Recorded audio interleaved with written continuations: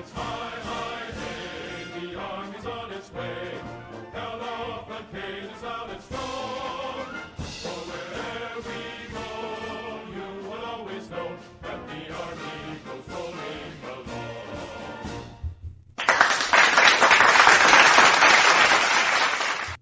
Hi, welcome to Pegasus Research Substack Week in Review, Unscripted number 28. I'm Thomas, the founder of and the author for Pegasus Research. I'm an economist, a military historian, and a U.S. Army veteran. If you like my content and want to support my work, please consider becoming a subscriber on Substack or support me on Patreon. The website will be in the description section of this podcast.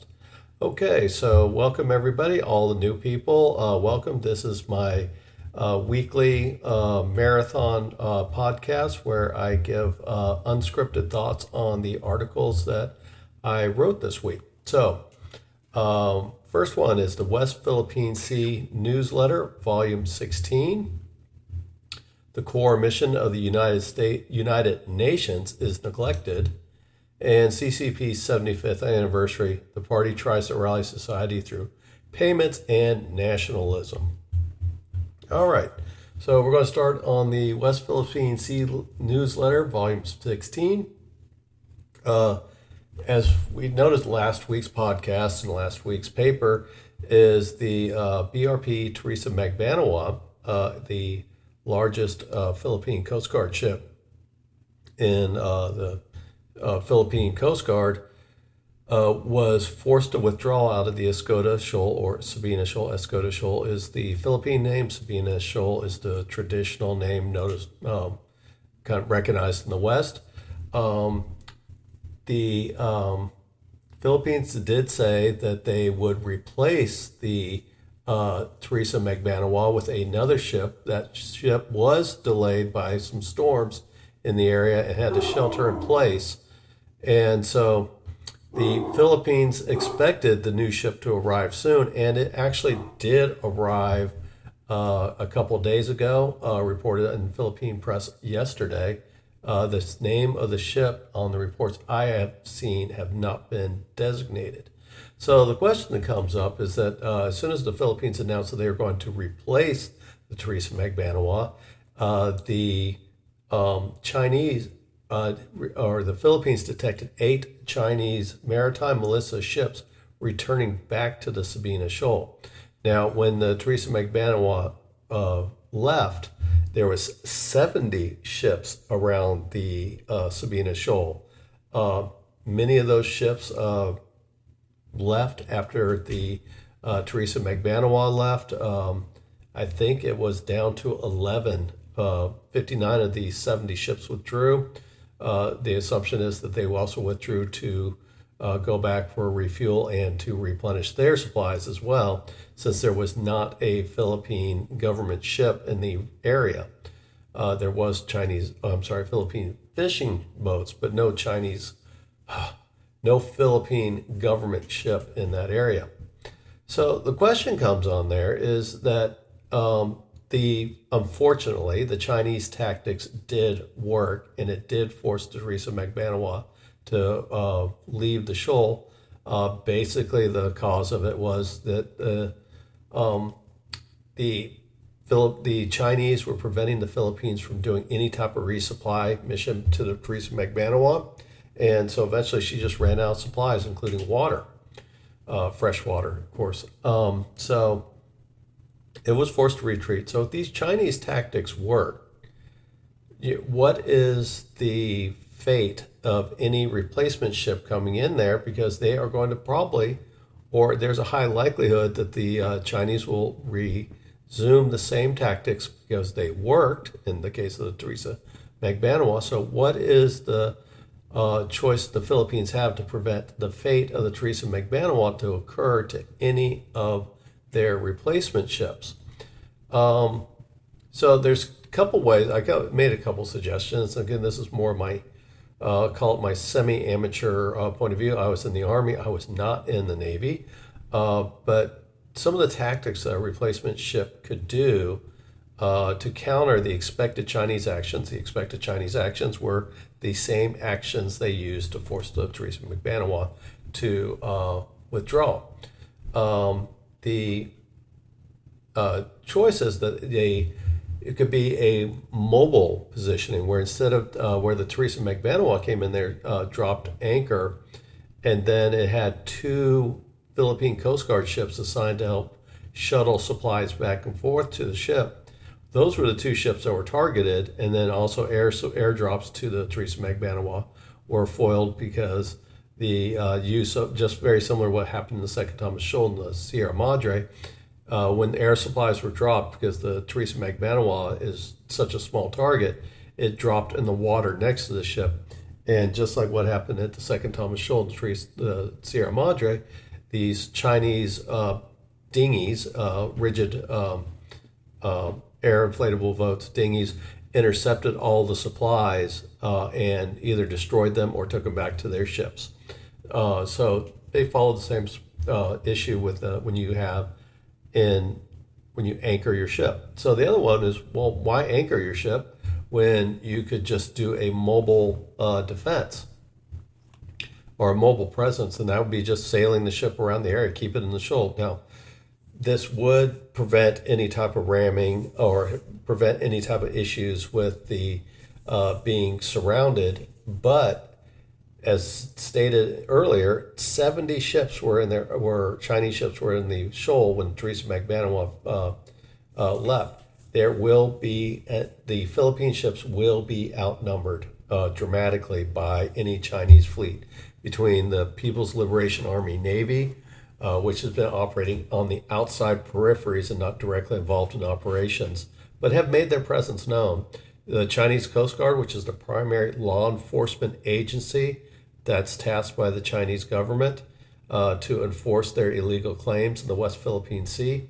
And then the Chinese Maritime Militia, which is just ostensibly their fishing vessels, or they call them fishing vessels, and they do some fishing, but these are controlled by Communist Party officials, and they serve at the direction of the Communist Party, either at the state level through Beijing or through the local levels of, let's say, some of the smaller cities along the coastal regions of China. So basically, these are dominated by the Communist Party. They take their orders for the Communist Party.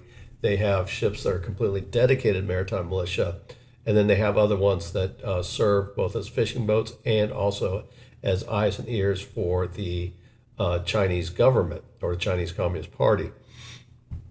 And these serve as a gray tactic area. So those are the ships, so 70 of them when the Teresa McBanawa retreated. So any ship that goes in there and does a mobile presence in the area, basically just sailing around the shoal, and the idea is they want to sail there to make sure that they can keep an eye on any activities the Chinese do. Mainly, as they try to do in the Sabina Shoal, is they try to create an artificial island using ground-up coral, and that's what the Philippines caught the Chinese doing. So having a mobile presence there would serve just like the Teresa McBanawa, keep an eye on the area and make sure that the Chinese do not go back to building an artificial island. Well, the issue is when you're outnumbered up to 70-1, it's impossible. Eventually, one of those smaller Chinese ships will maneuver in front of the Philippine Coast Guard ship that's maintaining a mobile presence, slow it down, make it take aggressive maneuvering to avoid being rammed or ramming the Chinese ships, mainly the maritime militia.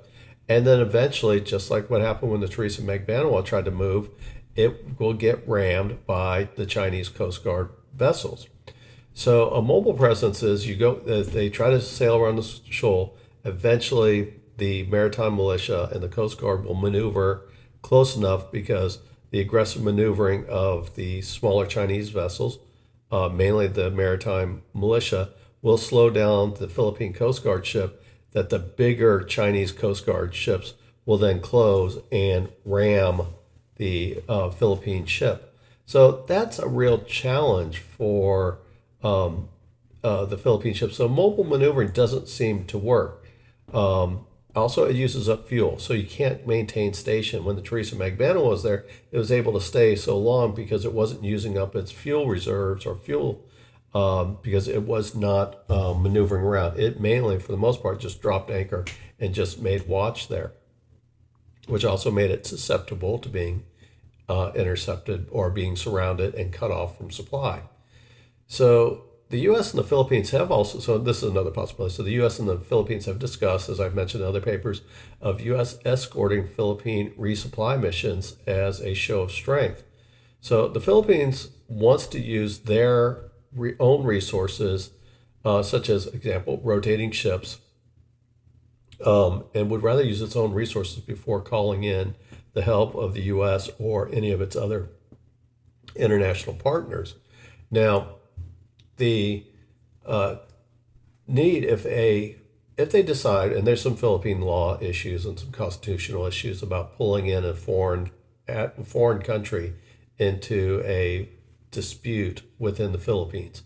So there's some constitutional, some law issues that the Philippines have to expend some more resources or go a little bit further in trying to settle this issue with China without giving up its sovereignty before it could actually legally call in the help of the U.S. But what if the U.S., Japan, for example, would be another country, Australia, if the Philippines asked the U.S. to help them start escorting Philippine resupply missions, obviously this would be a show of strength. So what we'd need to do is it would eliminate the need for resupply ships. Because, or you wouldn't have to have that, like they would the Teresa McBanawan, where you had two ships assigned to try to shuttle in supplies. What would happen is the U.S. Navy, for example, would escort in and most likely create a cordon around the Philippine ship, basically just pushing away, and it could also be the U.S. Coast Guard as well, pushing away the maritime militia ships. And basically create a zone between the Chinese ships and the Philippine ship and allow a Philippine resupply mission to come in there and resupply that particular ship. Now, the reason why this might, it could be, again, the U.S. Navy and Coast Guard operating in the West Philippine Sea will most likely be outnumbered by the maritime militia as well. The only difference is with the U.S. Navy being involved, the what's not really the threat, the stakes are much higher to the Chinese that if they try to hit a U.S. Navy warship or United States Coast Guard ship, that pushes up the risk factor for the Chinese. So the stakes are much higher. Now, would the Chinese not ram a U.S. ship? I don't know. They've remember over a dozen years ago, actually I guess it was during President George W. Bush's presidency, the first year, the Chinese forced landing of a U.S. reconnaissance plane, Navy reconnaissance plane that was operating in international airspace. So yeah, I could see the Chinese maybe risking that. But the stakes are much higher if they hit a U.S. Navy ship. So it might be one that, of course, the Chinese will protest vehemently, but it would be an option where the U.S. could push, not actually do the resupply mission itself, but push away the Chinese vessels, whether it's Coast Guard, Navy, People's Liberation Army Navy, or maritime militia. The U.S. pushes them away and creates basically a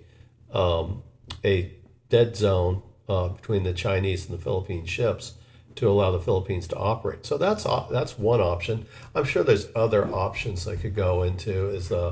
I see that saw one where the aggressive U.S. Navy and Coast Guard aggressively tail any Chinese vessel. So that was obviously another option discussed.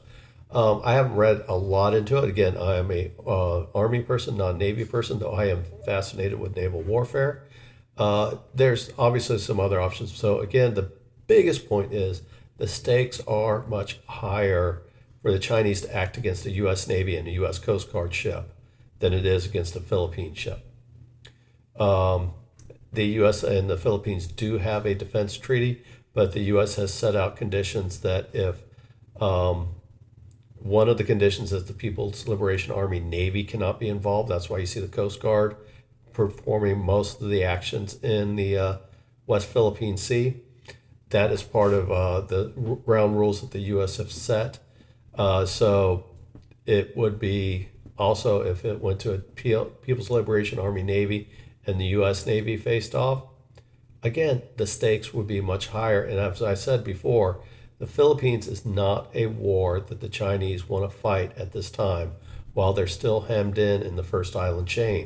And again, that ties back into the state of Taiwan being still serving in its quasi-independent state, or no, it's an independent state, but as a quasi-country. So the other option is obviously the Philippines are outnumbered by the Chinese, is to start putting more Philippine ships into the South China Sea or the West Philippine Sea by leasing ships from other countries. Now, these aren't necessarily to be active participants, but what it would do is it would put more eyes on the disputed shoals. It could be these would be civilian ships manned by probably Philippine crews, or it could be even international crews that are under Philippine flag as part of this leasing effort. So this would actually put more Philippine ships in the various shoals in the area, or even put multiple ships in the same shoals and start forcing the Chinese to use up more of their resources to, right now, the Chinese can concentrate effort where they could throw in, during the height of the Teresa Magbanua, they had 200 ships between the Maritime Militia, the Coast Guard, and the People's Liberation Army Navy. And 70 of them were in the shoals. So the Chinese had the biggest Coast Guard in the world, and then you throw in the Maritime Militias, and they also have the biggest Navy in the world, too. So they can flood any area with a number of ships, and, for example, putting 70 in the Sabina Shoal. If the Philippines were leasing ships, they could put more ships in different places throughout the West Philippine Sea, which means that it would be harder for the Chinese to concentrate as much force as they did against the Teresa Magbanua. And also, the seas are vast places, so if you can start spreading those numbers out or make them not be able to concentrate such a large force in a relatively small area of water, is these additional ships, again, it will spread out the Chinese resources and make it harder for them to concentrate forces where they could put 70 to 1 or 70 to 2 ratios against a Philippine ship. It's still, again, they would still outnumber them, but as what was shown during December 2023 with At and Ito, it was able to maneuver around using the vastness of the sea to eventually move between the Chinese pickets that were trying to prevent At and Ito from getting through to the Second Thomas Shoal and some other shoals as well. So it can be done, even if you're outnumbered. The sea is so vast that if you add new ships in there, it's going to scatter the distance between the Chinese ships that are expecting to hold cordon and the maneuvering of additional Philippine ships to fill those gaps. So that would be an option that the Philippines can do. Also the number of Philippine ships that have been damaged by ramming. Every time a ship is damaged by ramming, it has to go into repairs. So leasing ships would help keep the number of ships serving the Philippines in those areas, even though, again, they may not be government ships under however they're leased, but most likely will not be government ships. The other option is to rotate the ships in, and instead of going in there and doing a mobile defense, is you pack a ship in there, a Philippine Coast Guard ship, and you bring it with all the supplies it needs to stay on station for X number of weeks. Not even saying how many weeks. And when it gets to the point that its supplies start running low, Another Philippine ship comes in packed with supplies and sets anchor in the Escota Sabina Shoal, and the other ship leaves. So there's always a presence. You don't have to worry necessarily about ramming, because again, the Chinese are not ramming stationary Philippine ships, because it's much harder to knock a ship that's anchored off of its course without doing more damage to yourself. Ramming is usually done against moving vessels to move them out of the way. Much harder to move a stationary ship. So the Philippines would have that option of just rotating in there. So the Chinese counter would be is to intercept any Philippine replacement vessel prior to getting in the shoal, which means that the Chinese have to push their picket line further out. And as you do arcs, as you spread the arc further out, the more space it takes, which means kind of what we talked about before with the leasing ships. You're spreading your distance between your ships, or you have to send in a lot more ships into the region. So the option is that, yes, the Chinese could extend their picket to try to intercept any Philippine replacement ship from dropping anchor at the Sabina Shoal. But by doing that, they would have to expend more resources. And then they would have the issues that they'd be operating very close to Palawan Island, probably the mainland of the Philippines, depending on how the arc goes, because you would have to cover all approaches, which not only ships coming from Palawan, but they could be coming from Luzon. So you would have so they have to extend their arc outward. And this doesn't even go on the point is that if the Philippines were leasing ships, that would make the problem even worse. So it would be much harder for the Chinese to intercept these ships to keep them from dropping anchor. So that is another option. I'm sure there's other options, but the idea of this replacement ship that just goes in there, they cannot be starved out because they're carrying enough food for their mission purpose. They're not using up fuel by moving around, so that means they can stay on station longer because they're not using up their fuel. And then when their supplies start running low, a new ship comes in. The other thing that the Philippines can do is rotate the length of time, because if the Chinese are going to try to intercept any ship coming in to replace that ship, is they might try to concentrate their forces all at once, saying, okay, it's a 6-week deployment. At 5.5 weeks, we will send more ships out to any potential arc. They will have I'm sure they'll have their satellite and aircraft looking for any Philippine vessel. Again, if you're leasing ships, you can send multiple vessels in the areas as feints. But if you change it up, it's 6 weeks this time, then it's 8 weeks, 9 weeks, 3 weeks. You change it up, that means that they have to constantly maintain those ships on station because they don't know the time period of the Philippines movement. So that would be an advantage too, is that you change the length of stay, and that means that the Chinese can't just surge their picket line closer to try to intercept, to try to keep a ship coming back into the Sabina Shoal. And what I'm saying, what the Chinese would try to do from the point of view is extending their arc out, is extend, let's say, 50 miles from the Sabina Shoal, and then ram any ship that's attempting to come into the shoal.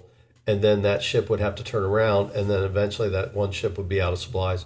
So the idea is that is first off, you change the variation or the amount of time a ship is on station, which again will force the Chinese to keep ships out there longer. And so they only have even the Chinese only have a certain amount of ships, and they do have to be refueled and restocked at a certain point. And the other one is the Philippines don't come in one direction. Come from Luzon, come from Palawan, come from the Central Islands. Find ways to come at different directions to make the Chinese stretch their resources. So those are just some of the ideas of how that could work. So then we talked about using leased ships to fill the numerical gap.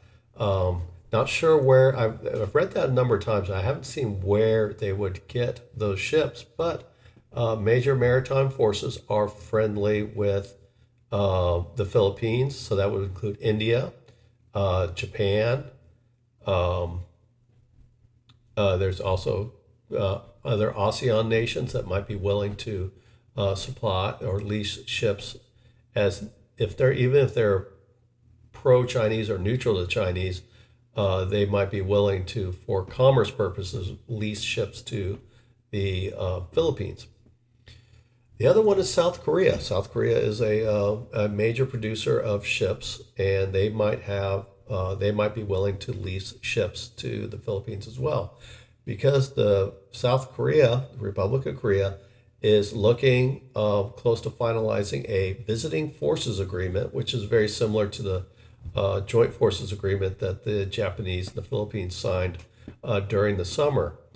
The South Koreans and Philippines have had recent arms agreements, including fighter aircraft, the F-A-50 multi-role aircraft that's made in South Korea. South Korea is talking about building submarines for the Philippines Navy to operate near their territory and defend their waters, maybe around their shoals. And also they have a contract to make naval corvettes, which are ships that are smaller than frigates, for the Philippine Navy, and these would have anti-air, anti-ship, and anti-submarine capabilities. So the South Koreans are making ships with the first delivery, I believe, in early 2025. So they do have, the Philippines and South Koreans do have relations going, and it's around the rearmament of the Philippines. Also, South Korea, along with the Philippines, are part of that alliance of rules-based countries that align closely with the U.S. and the West, and of the traditional naval law that the Chinese do not recognize, except when it suits their purposes, and ignore when it doesn't suit their purposes.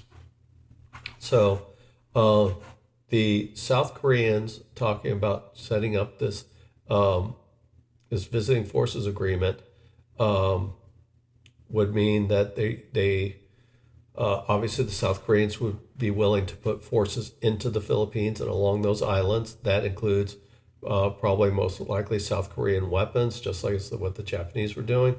They're talking about the South Koreans and the Philippines doing joint exercises and patrols that would include potentially South Korea, Australia, the U.S., and Japan, to work with the Philippines in the West Philippine Sea to help them defend the rules-based order.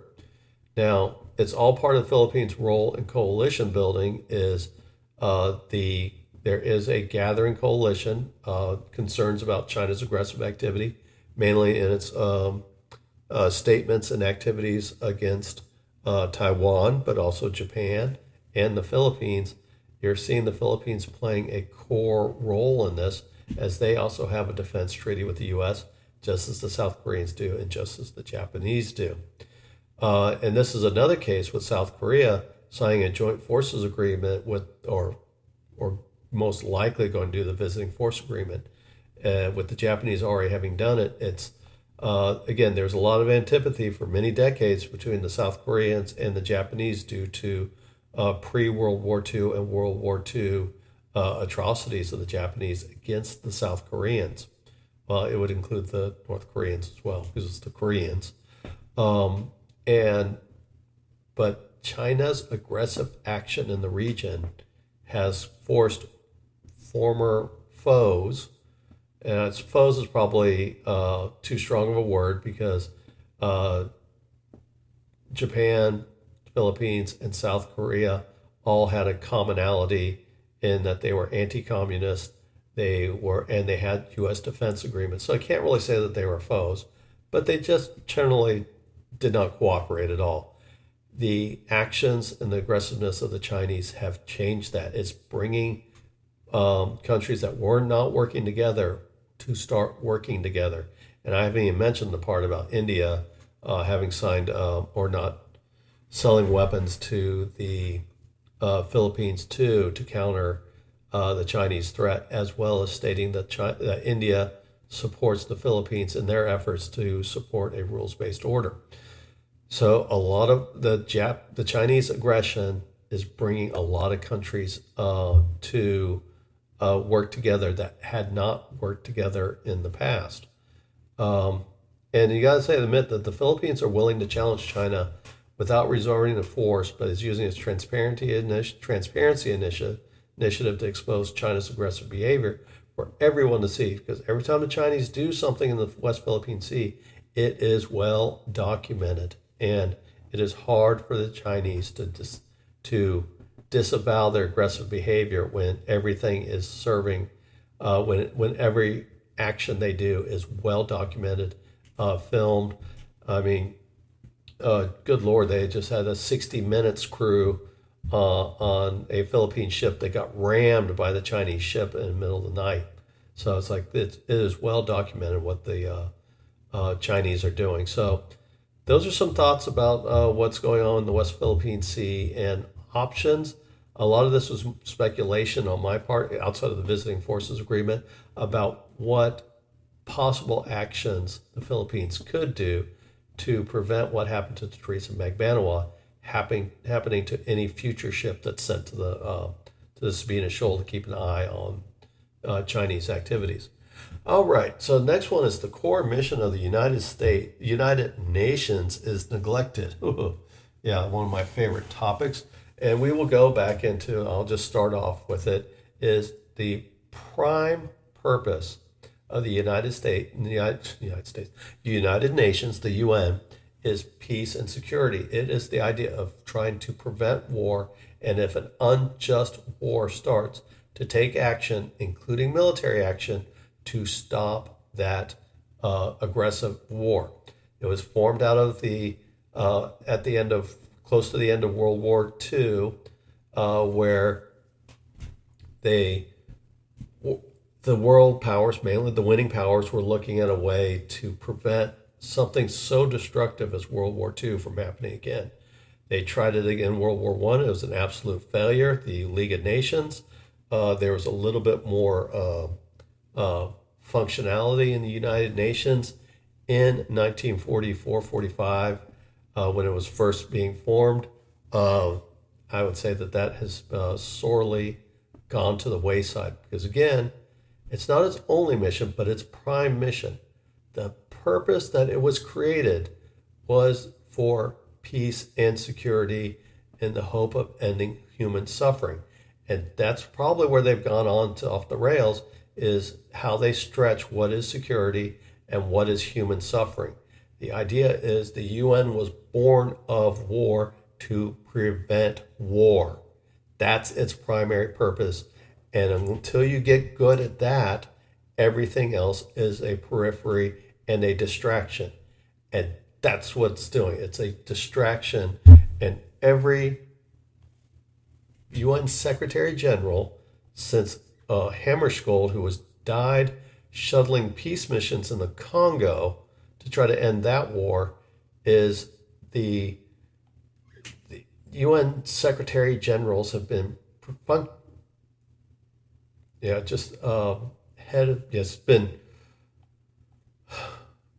administrative heads that just are there for the bureaucracy's purpose and not for the purpose of what the organization did. They've got no vision outside of the bureaucracy itself.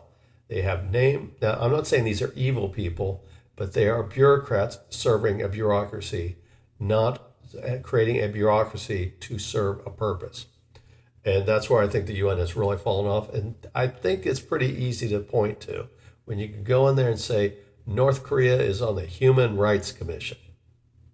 This tells me it's an organization that is not serious and has lost its way. So that's my rant about it. But Secretary Gutierrez, the current Secretary General, had his pet project called Summit of the Future. And this was prior to the convening of the General Assembly, which started on the 23rd. This happened the weekend before. And the Summit of the Future was what General Antonio Guterres, the UN Secretary General, said was a, quote, once in a generation opportunity, end quote, with aims to restart international cooperation and embrace multilateralism. The pact included 56 actions, including multilateralism, with the aforementioned multilateralism, but upholding the UN Charter. Peacekeeping. Okay, those are two things that are in the UN Charter. Climate change. Okay. Disarmament. Okay, I guess that could go into peacekeeping. Regulating AI. What does that have to do with peacekeeping? And reforms to financial institutions and the UN Security Council. Okay, so we'll talk about here is the Pact of the Future was a non-binding measure, which means to me waste of time. It highlights the UN's impotence and Secretary General Guterres' failure to fulfill the basic role of his position. Now, I have very little patience with the UN. I think it is a lost organization. I'm not saying it should be disbanded. I think it needs to be slimmed down significantly to get good at what it was meant to do. So some of that is my contempt for what the UN has become is apparent. So that is my bias in writing this paper. So again, the UN's Charter aims to avert war, establish a framework for conflict resolution without violence, and employ global cooperation to halt aggression. So that would be some things like, so you can see where some of the future could fit into that, but AI doesn't fit into that. Financial institutions don't fit into that. Changing the UN Security Council does not fit into that. So remember, UN Charter, avert war, establish a framework for conflict resolution without violence, employ global cooperation to halt aggression. Okay, so the avert wars obviously is a negotiating mechanism to prevent wars from starting or to create peacekeepers to separate the warring sides. Establish a also avert wars could also include the use of economic sanctions coming from the UN Security Council to de-incentivize war and incentivize peace talks. So that's a possibility. Establish a framework for conflict resolution without violence. This is another case of helping negotiate peace treaties, ceasefires, and using UN peacekeepers to insert themselves between the two warring sides. And then the other one, employ global cooperation to halt aggression. That is something that you've seen in the Korean War. So that would be an example of using war to halt an illegal aggressive war. So we talked about the UN Security Council, and that's where the real teeth of the UN is. The UN Security Council comprises of 15 countries. It is an organization that wields significant power.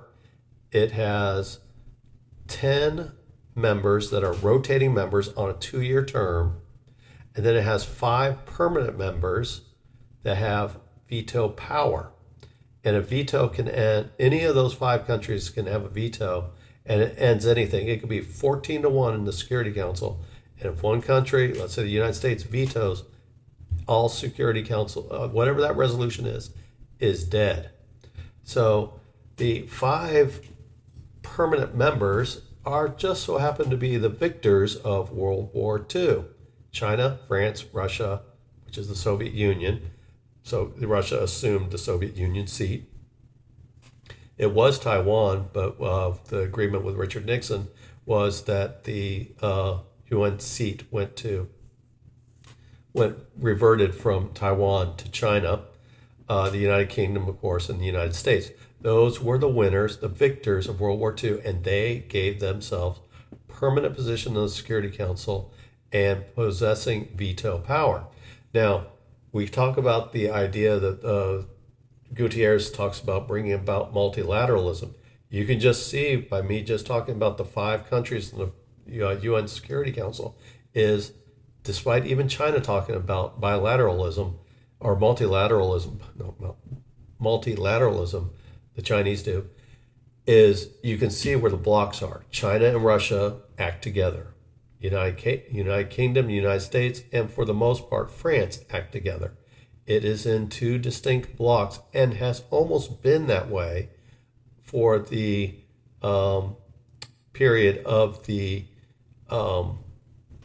United Nations Security Council. Even during the Cold War and when Taiwan held China's seat, it was still the Soviet Union had veto power.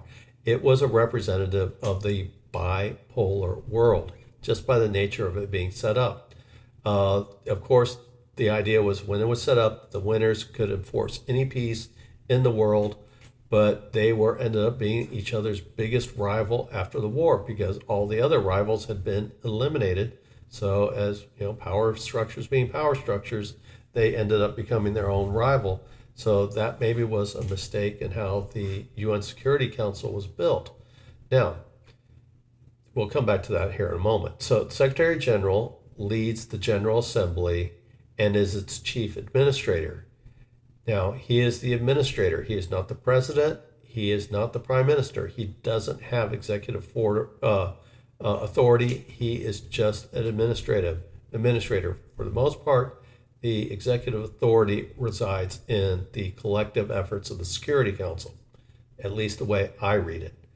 The legislative portion, for the most part, resides in the General Assembly, and then resolutions can appear before and other items can be debated by the Security Council that have something that have of greater relevance. The UN Secretary General cannot be a citizen of any of the 5 permanent members of the Security Council. Fine to be one of the rotating members, cannot be from the 5. Also, the Secretary General is approved by the Security Council. That means it has to be a person that is in some agreement with all the 5 permanent members so that a veto doesn't get wielded. That's probably why you run administrators that are very weak and tend to have no spine, I guess, because they have to be a compromise candidate to get through the bipolar world that you see in the Security Council. Now, does that excuse Gutierrez? No. He agreed to the terms of and when he was made the Secretary General, he agreed to the UN structure, and he agreed to that. So he has to live within the purposes of that. He is wasting his efforts if he's going in there and says, we need to reform the Security Council. Is that a bad idea? No. As I just said, those 5 permanent members, they can veto anything. But are those 5 permanent members going to be willing to give up their veto powers by making themselves rotating or leaving the Security Council altogether? The answer is no. There is no reason for them. Well, I take that back. There is no motivation for them to give up their power based on what the UN Secretary General wants to do, even when he puts it into his new once in a generation opportunity. It is not going to happen. Plus, he agreed to work within the structure that was given. So the Pact of the Future, again, it kind of goes in all these different directions. It doesn't really focus on the part of peace and security. So he focuses on the Pact of the Future, relegates global peace and security to a secondary concern, with the structural reform, mainly the UN Security Council, and climate change being the core of his agenda, neither of which are considered its core mission. And even if you could argue that the Security Council is an impediment to the core mission, it is the agreement that he made, And in just what I said, there's no way that the UN permanent members of the UN Security Council are going to give up their power. It is a fool's errand. And so it is something that Gutierrez cannot make happen. And any attempt to do so is a waste of time and moving it away from its core structure of peace and security. And he needs to work within the structure that the UN was made upon. Okay? Anything else is a waste of focus on what the primary mission is. I talk about this over and over again. There's 45 conflicts going on in the world right now. 3 major ones, one in Sudan, one in Gaza, one in Ukraine, that are killing and injuring at least, or on average, 2,000 people a day. And I go in there and talk about Gutierrez. He's worried about these pet projects. He has not been to Ukraine since 2023, has not been to Russia since 2022, and hasn't been to the Sudan since 2017, and he wasn't even Secretary General then. He is not committed to the idea of promoting peace. He is there to promote the bureaucracy with his pet projects that have no way of getting past, or is going to create more of the bipolarization of the world. Again, the UN needs to focus on its primary focus. When it gets good at that, it can take on other purposes. Yes, the UN does have some other projects that they work fairly well at, but they're not part of the core mission. You can go into UNICEF. You could go into what is it? The World Health Organization. Again, probably a good idea. Overly bureaucratic, needs to be slimmed down, but it's not part of the UN core mission. What has that got to do with peace and security? So obviously there's some of the World Hungry. It used to be UNICEF used to do it, but there's some other organizations within the UN to serve world hunger. Okay, that could be something could be spun off from the United Nations and basically slim down the bureaucracy of the United Nations so that it can focus on peace and security. Have another organization that's a smaller bureaucracy that will make the UN that exists today a smaller bureaucracy. And for example, climate change could be something that if some countries think that's a national priority, I'm not saying it is or it isn't, but if a country decides through its own self-determination that climate change is an issue, they convince other countries to work with them. And then they sign pacts, and then they start signing organizations.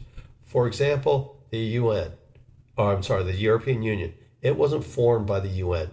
It formed because of a purpose of what those countries thought were important, and they formed into a bloc that eventually is another great bureaucracy of our time of the European Union. But it's an example that the climate change issue does not need to be run by the UN. It could be run by the states, individual countries, the states in the world, to determine if they think climate change is important to them. And if let's say a group of Western countries form a pact outside of the UN and think that climate change is important to them, and then they look around the developing world and say, hey, this is an issue, they work with those developing countries to sign on board, and there would obviously probably be some type of technology transfers or something to better the lives of the developing countries so that they're not as big of a polluter as they were otherwise. The point is, it doesn't need to be with the UN. If it is a priority in the self-interest of a particular country, they can do it without the UN's help. And there's plenty of examples of that happening. You could go into NATO as another one. You can go, again, European Union, NAFTA, all these things can be addressed outside of the UN. So until the UN gets good at what it needs to do, it needs to slim down its bureaucracy and focus on the core mission of why it was prevented out of the aftermath of World War II. All this other things is just, it's the bureaucracy serving the bureaucracy. It's Gutierrez fluffing his pillow, but not actually doing anything to do what his core mission of the Secretary General is to be. He, again, is supposed to be a representative to promote peace and security in the world. And when he finds issues, he can bring it forward to the Security Council. He can't override vetoes. Now, if he goes in there and says, well, hey, they're putting in the Security Council is going to veto it, well, do something like the Transparency Initiative of what the Philippines do. Bring it as a public relations issue and force them, the Security Council, to either enforce their decision of whatever their veto was, and if it's a just cause, you will find a lot of pressure on that. Will that change their minds? No, but you could find ways to put pressure on the UN Security Council to be more adaptive or more transparent in the decisions it makes. Right now, it's caught up in the bureaucracy, and what I do find is those 5 nations hide in that bureaucracy. A lot of things don't get done because of the threat of the veto power.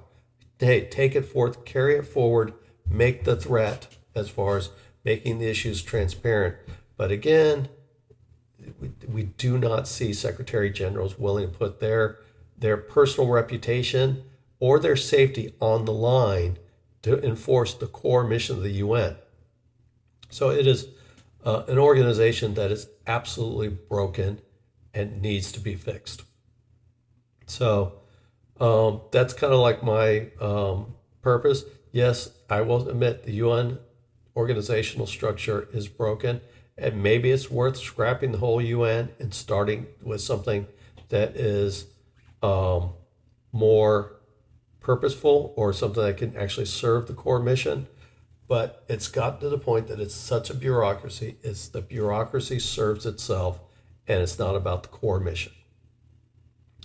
So I don't know how the UN Security Council, UN in general, reforms itself, because it has lost its way. Now, will it need to end? I could argue that, yeah, we probably need to start over as a world. Will that happen? No, because in the names of a military historian, bureaucracies persist. And this is an example of a bureaucracy serving a bureaucracy. All right, so that's my rant about the UN. It just drives me nuts when they just waste my time and waste the time. You go in there and see the show of all these world leaders going before the UN General Assembly and giving speeches of absolutely no consequence whatsoever.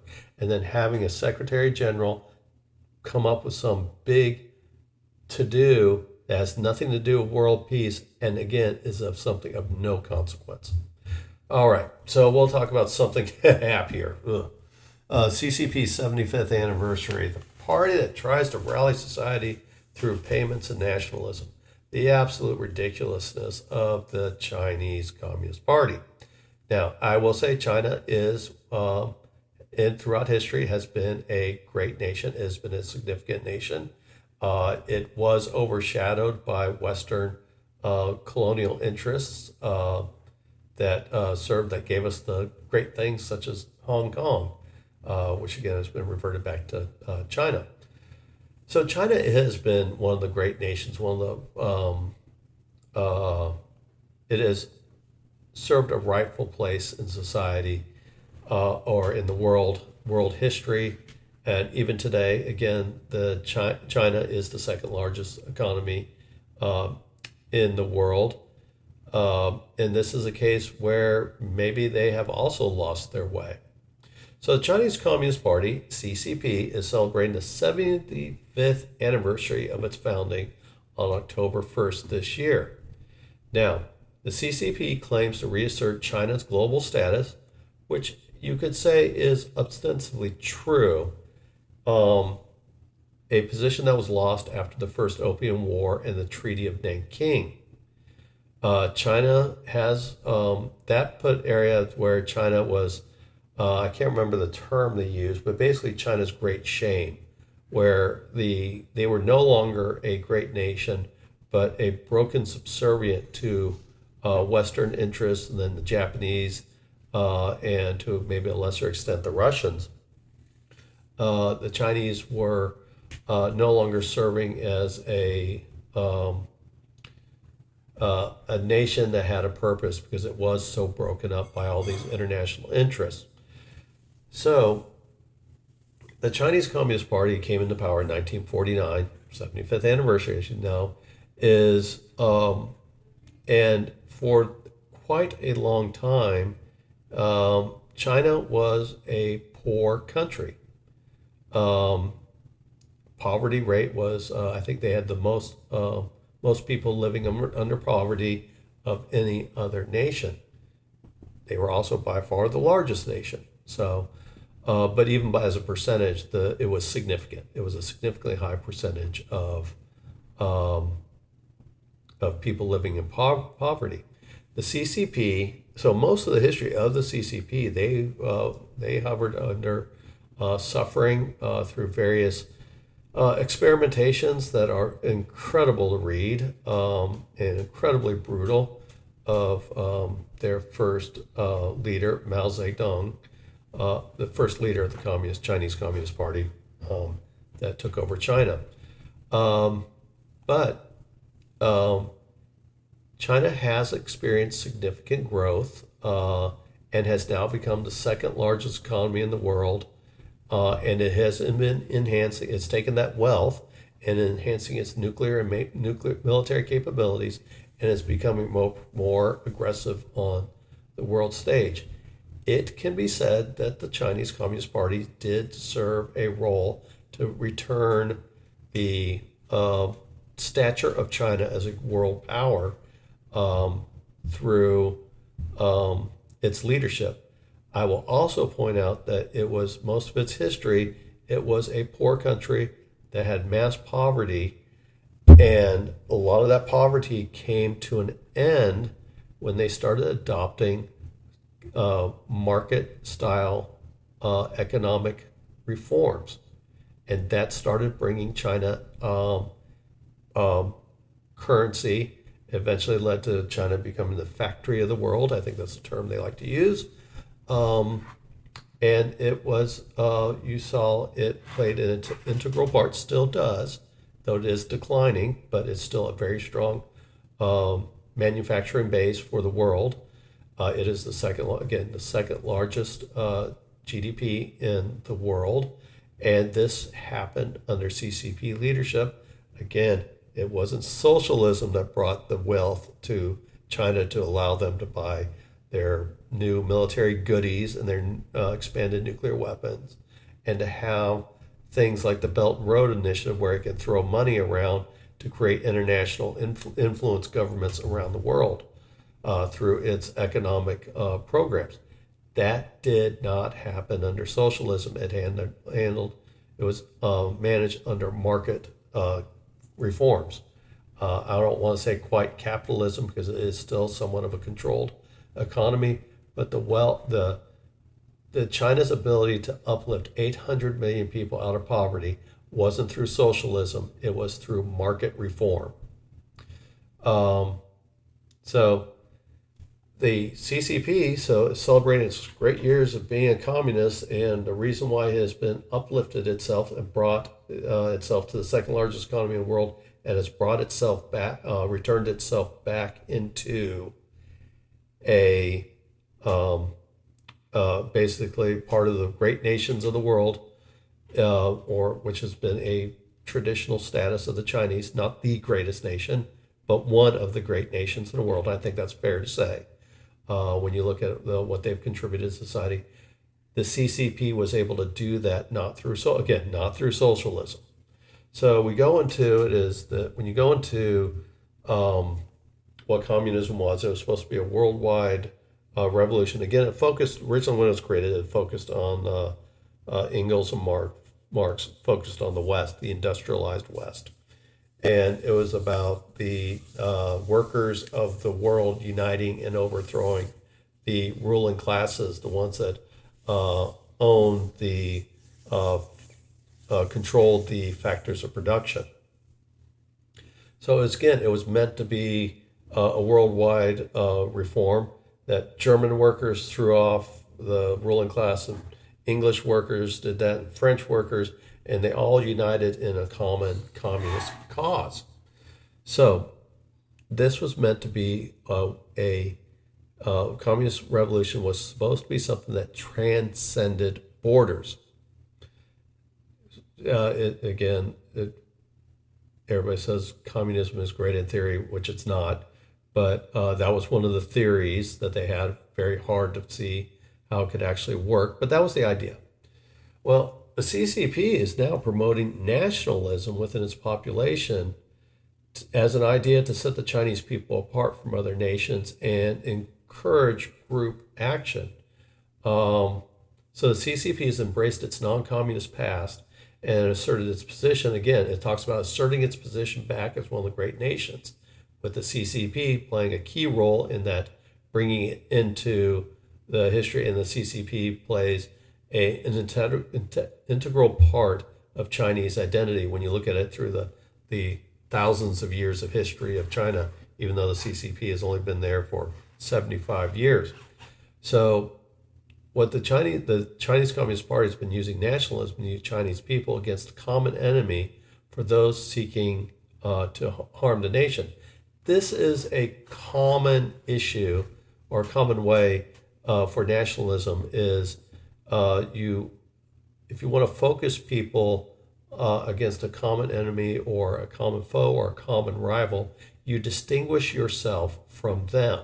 You make them different than you, and you focus on that. You go into the whole World War I was not completely, but was largely a byproduct of nationalism. So when I talk about this, is the Chinese are focusing on nationalism. There's nothing about some great international communist revolution. It is about a nationalist view of the Chinese people.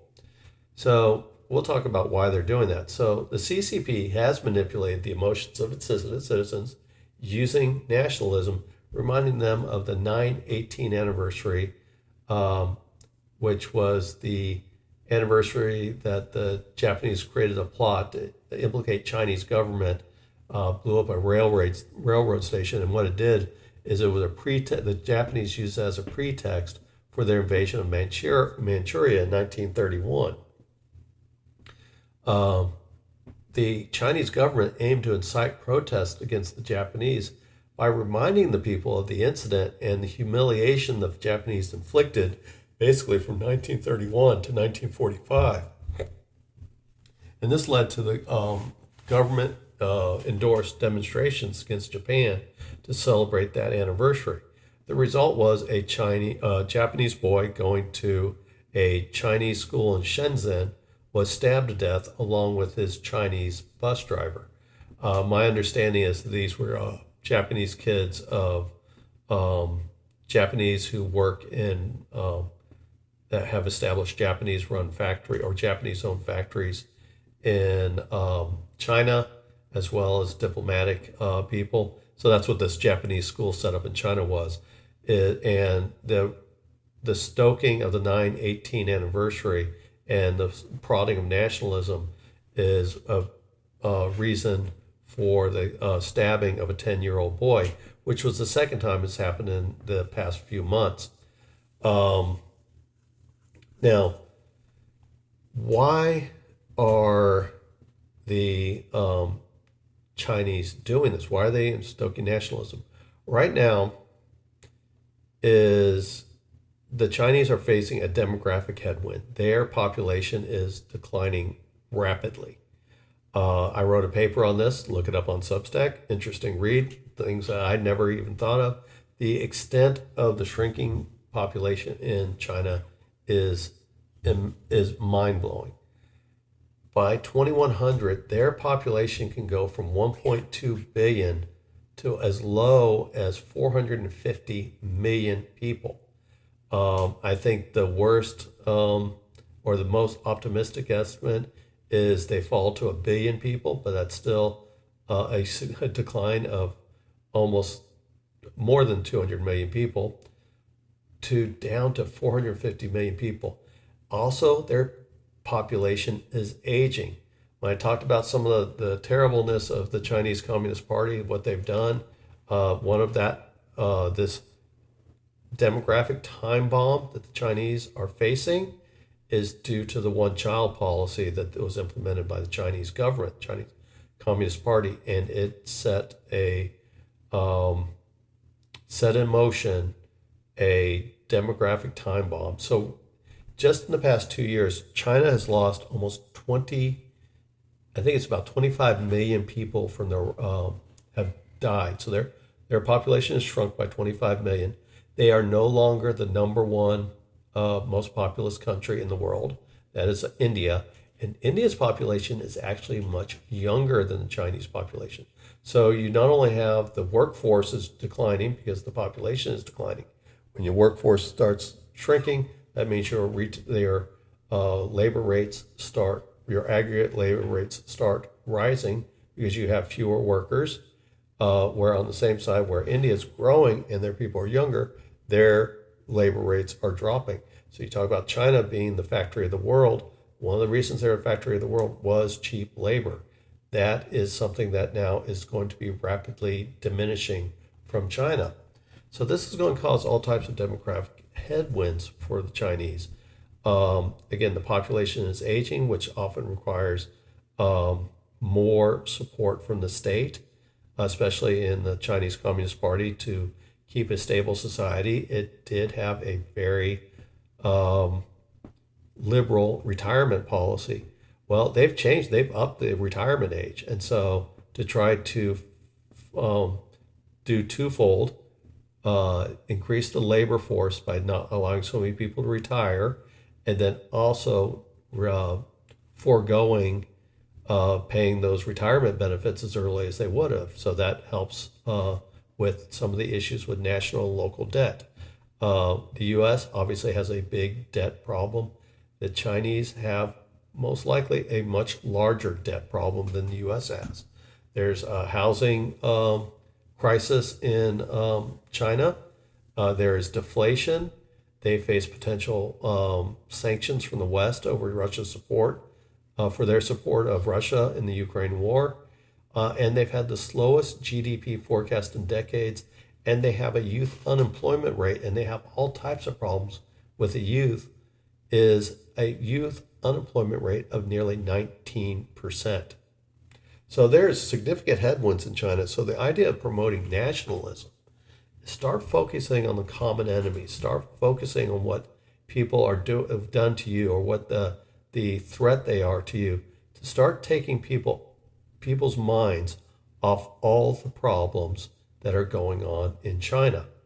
So is you start using a non-communist way, because again, the communism was supposed to be something that transcended international borders to go after the class, become a class struggle that transcended international borders. Now they're focusing very much on the international borders. Now, communists being communists are not ones that are shy about changing the rules. Joseph Stalin did the same thing in World War II, where he discovered that maybe the average Russian soldier would fight longer for and harder for Mother Russia and their family and their religion than they would for socialism.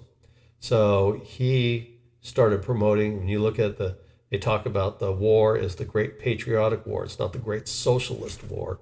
It's about Russian patriotism mainly, or of Soviet people, but it wasn't about socialism. So China doing this is not necessarily unheard of for a communist nation, but how committed are they to the idea of communism when they are willing to find gaps like needing market reform to bring money in, or using nationalism to try to take the population's mind off the issues that they are facing by creating the focus outwards towards potential enemies. Taiwan goes into that as well. Threatening to go to war with to invade Taiwan. And again, that national sentiment. So this is one of the things you run into with the communist system, that they're doing things to try to get people's mind off of what is going on internally. The other issue is because they are coming up on their 75th anniversary and they know they have some problems, they can't rely on nationalism at all. They've got to give people something else to grab onto. So they talked about, in great fanfare, they talked about this reform into their economy, which was reducing interest rates, lower bank reserve requirements to help the banks. Again, I talked about all that local debt. Help the banks make their books look healthier than what they do today by lowering the reserve requirement, lower existing mortgage rates. So if you have a mortgage rate in China, you don't have to do anything. Your mortgage rate, I think, has been dropped by 0.5%. The idea is that need to do something to promote consumption. So because there is deflationary pressure in China, which is more troublesome, believe it or not, than inflation. So deflation, they need to find a way, if you can start boosting spending, that will increase demand, which should increase prices, and that would offset the deflation cycle.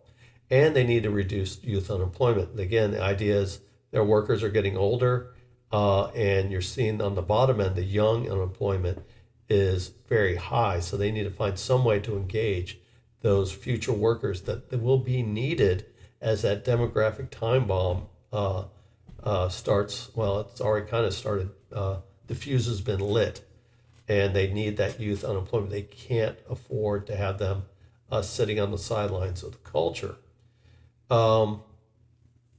So they have all these issues that they're trying to do. So they call it a reform package, but really was a stimulus package. They were throwing money out at the Chinese people to try to make their lives better. Just so happened they do it just before the 75th anniversary, make people feel a little bit better about the communists' cheerleading session through all the way through October 1st. So that's one of the things that they go, and so they start throwing cash, make people feel better about things. All this is to be said is that any totalitarian government needs to have society reforms. There's only so much you can do through, for example, nationalism. It helps. It gets people focused on a common enemy. It's not a part of the communist ideology, but they're using it to strengthen the Chinese Communist Party's position in society.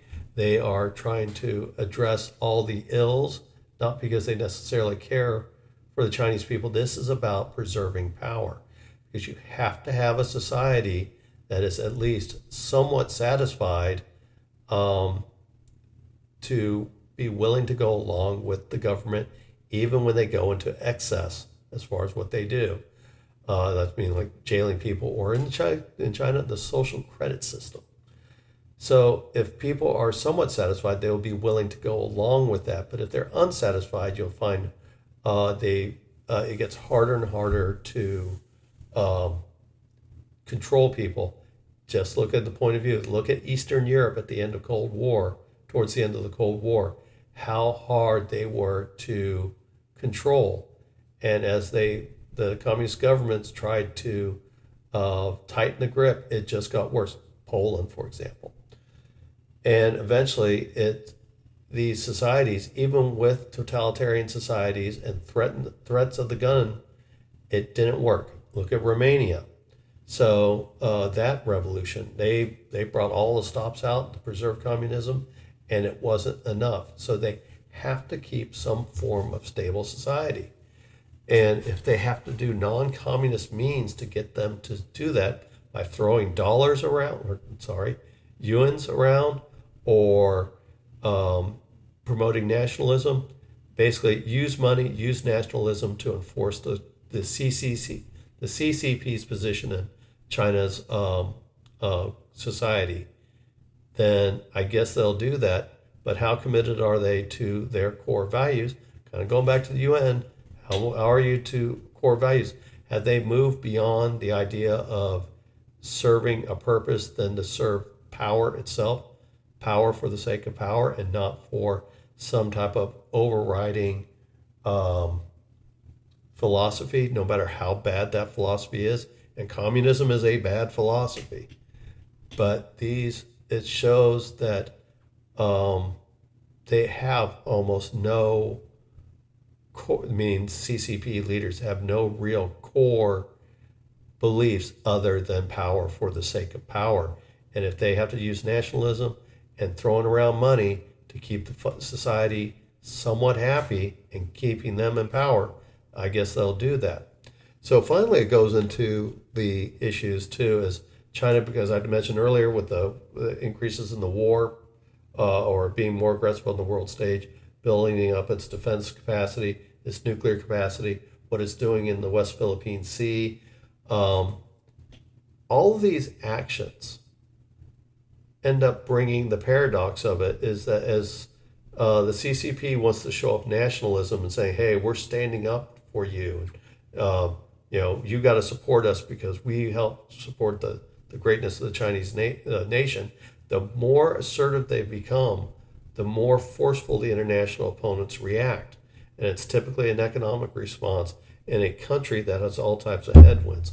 So it is somewhat of a paradox for them that as they push nationalism further and further, it creates more economic pressure on China that already has a demographic headwind, and they already had to do this stimulus package, is as the tightening goes in, as their nationalist efforts create more aggressive policies, which causes their opponents to tighten the economic screws, which causes more issues within the economy. So they have to promote more nationalism. So that is one of the dangers of it. By embracing this, just like in World War I, is it becomes a powder keg.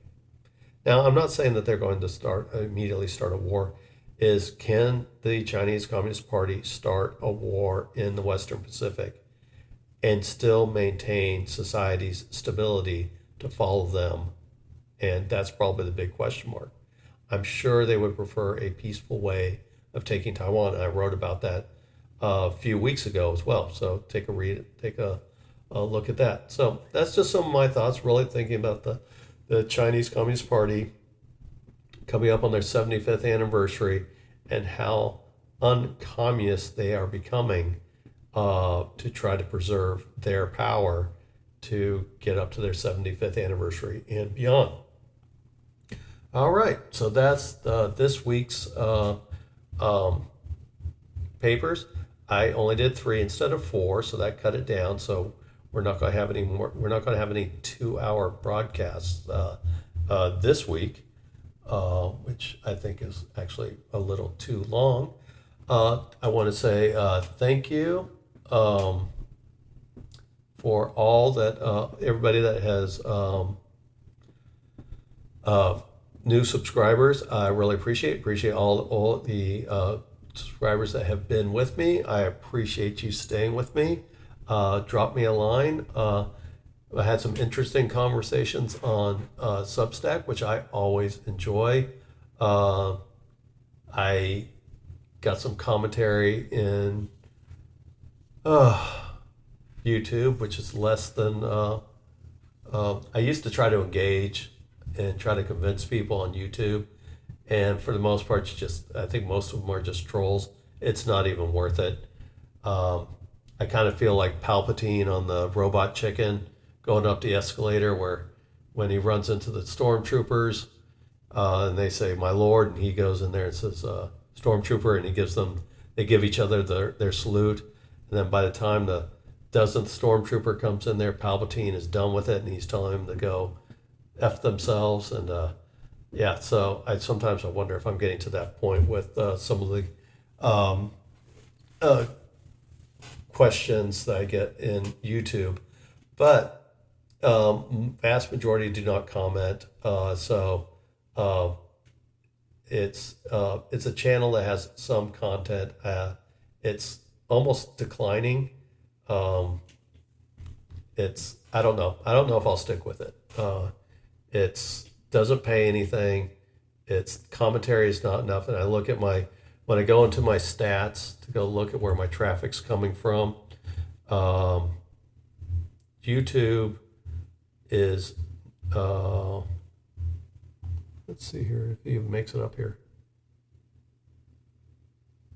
It is showing in my current report that I've had no traffic driven by YouTube. That means things like Truth Social, LinkedIn, Twitter, Facebook, which I'm not even a member of, TikTok, which I'm not a member of, Google is driving more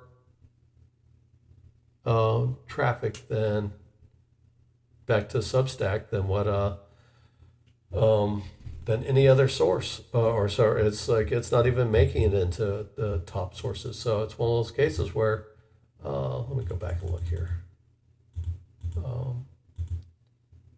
And again, I get a lot of trolley-like comments, and so maybe at this point, maybe it's worth okay. Since I've been in on Substack, YouTube has driven 25 views back to Substack. I'll have to think about that because it really makes me wonder if it's really even worth the trolling you get on YouTube. So that was kind of fun hearing that. But I did see that the number of countries that my podcasts have been in have grown to 46. So thank you. I appreciate that. Last week was my best week ever. I had 1 week with over 400 views in a day. That's a lot for me. And I had nearly 2,000 views for the full week, which was about a 300 view increase from the prior week. This week's not going near as well, but it is only Friday, and typically Saturday and Sundays tend to be my best days. So we'll see. It does look like it's a little bit behind of what last week was, but that was a monster day when I had 432 views. So anyway, that is it for this week. If you have any comments, please feel free to add them. I have all my comments open. I've also started adding some smaller commentary. You've probably seen that I'm not making it part of this podcast where I make commentary, usually about 200 word commentary on an article that I've read and giving my thoughts. So that's actually been kind of fun. But right now at this point, all my commentary is available to make comments. So feel free to make a comment if you just want to ask me questions about what I've written or what I've said in this podcast, or if you have some ideas. I found somebody that provided me some interesting ideas. I had one, this is not really having anything to do with, and I didn't know this, is that Blade Runner and Aliens are in the same universe. I never knew that. And I'm a big Aliens franchise person, not so much Blade Runner, but how often do you actually run into that? So that was interesting. So that's it for this week. I won't keep carrying on. So thank you everybody for listening. I hope you have a great week. And again, keep the comments coming. I really appreciate it. Have a good night. Bye.